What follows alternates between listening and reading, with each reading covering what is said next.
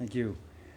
Ladies and gentlemen, distinguished guests, it's a great pleasure for me to be here today to mark the structural completion of the new U.S. Consulate General in Erbil. Consul General Robert, I want to thank you and your team for your friendship, for your work to strengthen the relationship between the United States and Kurdistan, and for your grassroots partnerships with our communities, from businesses to civil society and the media. The Kurdistan region is better and stronger through your work and your presence. We meet at an important time and in an important place. All around us are living memories of the strong partnership between the United States and Kurdistan. As President Biden told President Masoud Barzani earlier this year, we have lived through some tough moments together. We are bound together, of course, by a long-standing friendship, but we are bound together by more than that. We are bound together by shared values and by the will to stand together to defend those values. 6 years ago, when we stood alongside each other to support those fleeing persecution of ISIS, the first U.S. airstrikes took place just 40 miles from here, in Mahmoud, helping the Peshmerga turn the tide against a common enemy. We were at the vanguard of the struggle to defeat ISIS, from reaching Europe and beyond, and we did so as much to protect U.S. values as to protect ourselves. The war against ISIS was a recent example of our two nations working collaboratively to defeat a common foe, but it is not new. In 1991, the United States summoned a global coalition and the largest humanitarian mission in history to protect our people from genocide. Thanks to American and Allied pilots, aid fell from skies to over 1.5 million of our people stranded in brutal conditions in the nearby mountains. And in April this year, on the 30th anniversary of that humanitarian intervention, many words were said about our relationship, not least that we have an enduring relationship and a strategic partnership. Indeed, we do. The strength of the bonds established between our two nations has been tested by developments here and beyond. In 2003, we robustly supported the removal of Saddam Hussein, opening the path to the liberation of our people.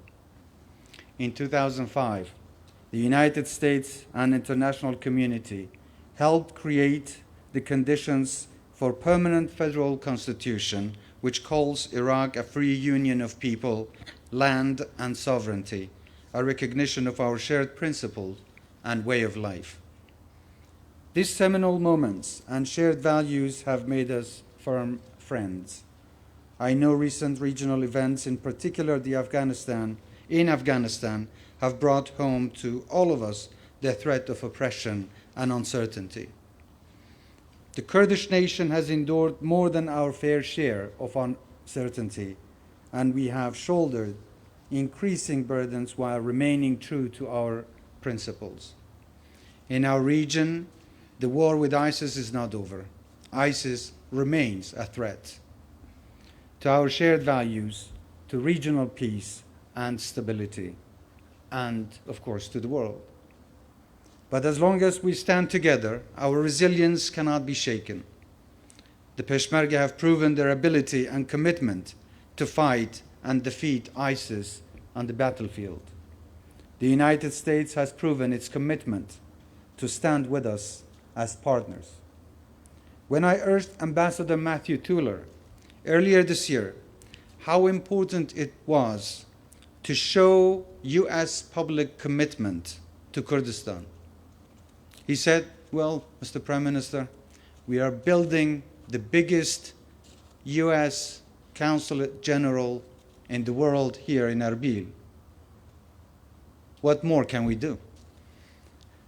Today, in the spirit of our friendship, I welcome the completion of the new compound, and I feel strongly, as I hope my American colleagues do, that this building becomes a living symbol of America's commitment to Kurdistan.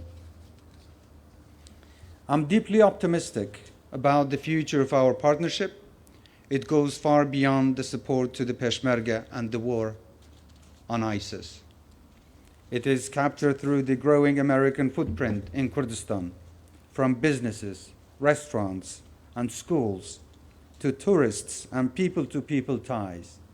Earlier this month, DFC announced a $250 million private investment in our oil and gas sector, an affirmation of the opportunities available and the investor-friendly climate.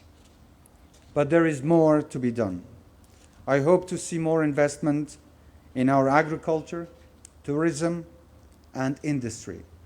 I'm also deeply passionate about the environment and clean energy, and look forward to exploring opportunities in these areas, in particular with flaring petrochemicals and gas.